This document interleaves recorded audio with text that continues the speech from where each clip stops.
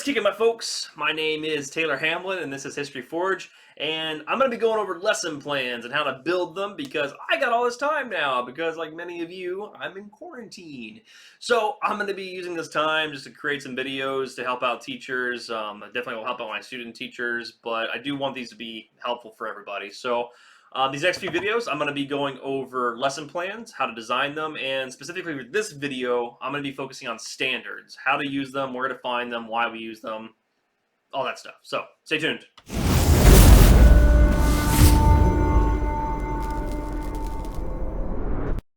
I'm up here now. So very similar like the rest of these videos that I would normally make.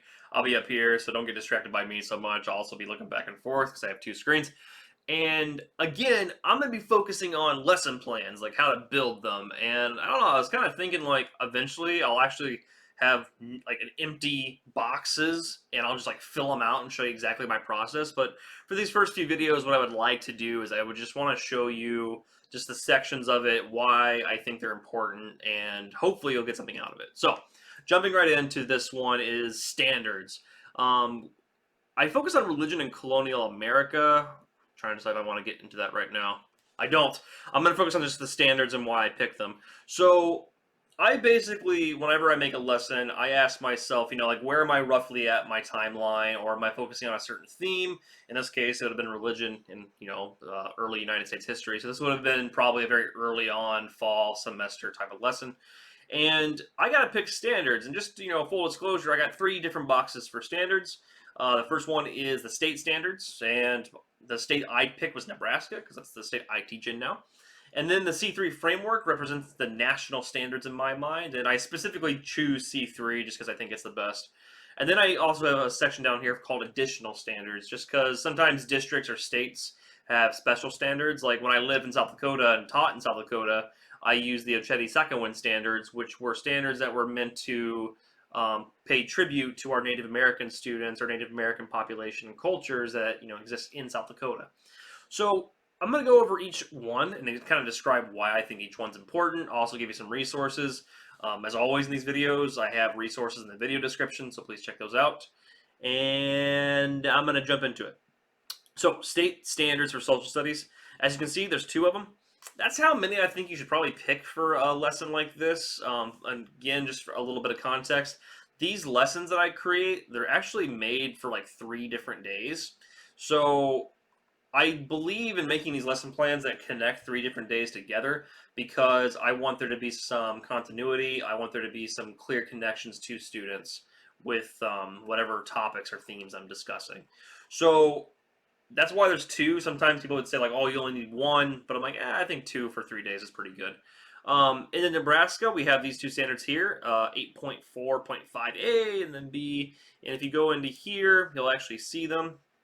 So you'll actually see where it says, oh, hi, Kat. There she goes. You'll see where the standards actually are in this, I think it's on page 51 of the Nebraska Social Studies Standards. And again, if you don't know how to get to that, the link will be in the video description. But you see where it says identify areas of inquiry by using a student-generated questions about multiple historical sources, and then locate, analyze, and cite appropriate sources for research about the United States history, including primary and secondary sources. So I chose those because I wanted to. Honestly, like a lot of people get hung up on like which sources to pick. But I think what you need to do is you need to have a very clear sense about like what you want to assess the students on. And the way you do that is you find some kind of skill related topic. And so for example, with my work with History Forge, I'm really big into historical thinking skills. I just chose monitoring and questioning because I wanted to.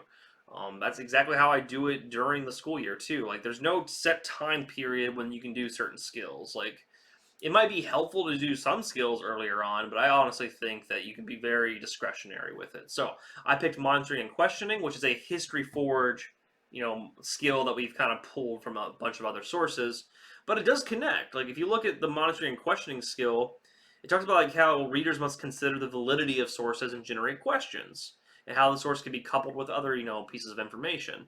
And if we look at our connections here, it talks about inquiry. It talks about student-generated questions.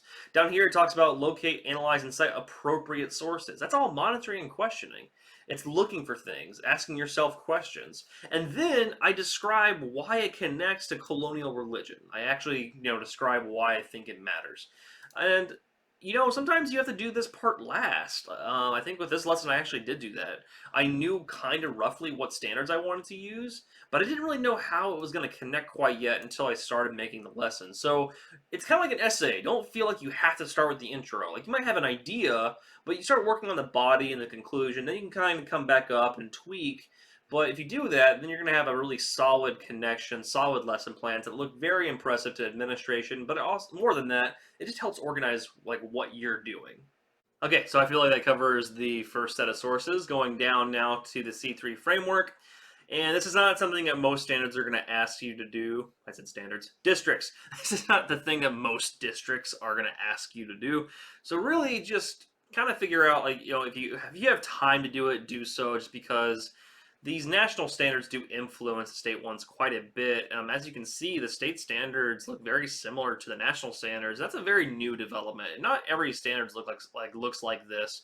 Like, I know in South Dakota, for example, their standards are a lot more focused on like very specific historical content, which I argue isn't good because it very much limits like what the teachers can do.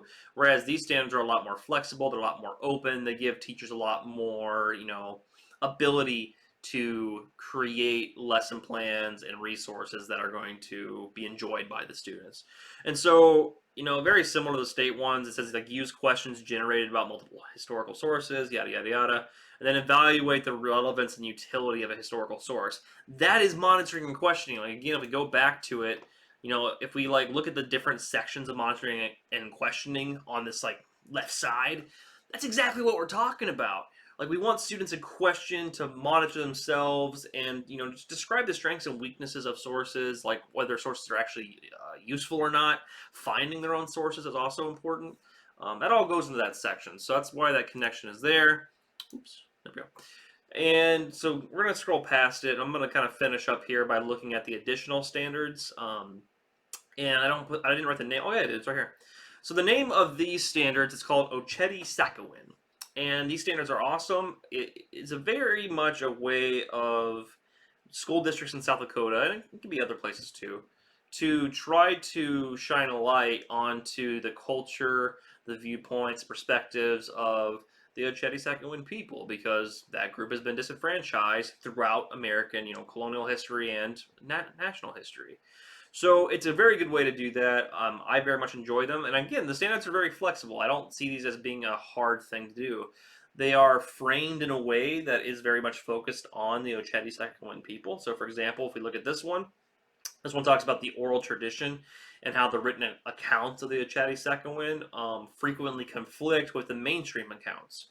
That's, a very unique way of looking at it. And using the Oceti Sakowin people's standards, we are reminded that, yeah, historical accounts are very different, and we should be comparing them all together. We should never give students like one account. Just like we should never give students one textbook and be like, this is the story, because that's not true.